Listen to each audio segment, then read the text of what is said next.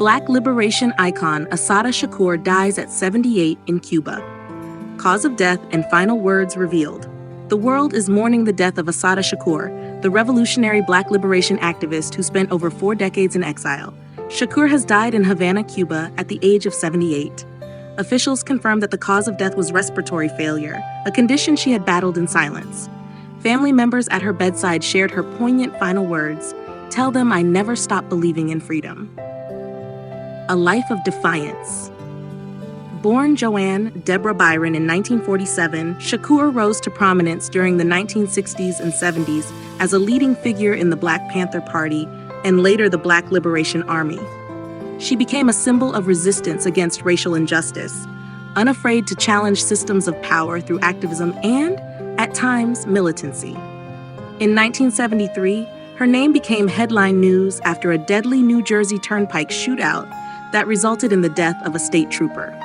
Convicted in 1977, Shakur was sentenced to life in prison, but in 1979, she made a daring escape and fled to Cuba, where Fidel Castro granted her asylum.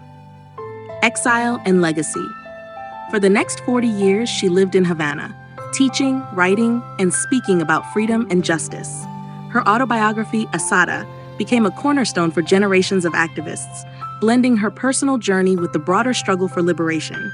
While the U.S. government branded her a fugitive and placed her on the FBI's most wanted terrorists list, many around the world saw her as a symbol of perseverance and courage. Tributes. News of her passing sparked immediate reactions. Scholar and activist Angela Davis called her a sister who taught us that survival itself is resistance. Younger movements like Black Lives Matter hailed her as a guiding light, with hashtags #Assata taught me and Freedom Never Dies trending worldwide. Cuban officials also paid tribute, calling her a fighter whose voice will echo in history. Final reflection. Assata Shakur's death closes a chapter on one of the most polarizing yet influential figures in modern history. Her cause of death, respiratory failure, may have silenced her body, but her last words, "I never stopped believing in freedom," will live on as both a farewell and a rallying cry for future generations. In life and in death, Assata Shakur remains a reminder that the struggle for justice is never easily defined, but always deeply felt.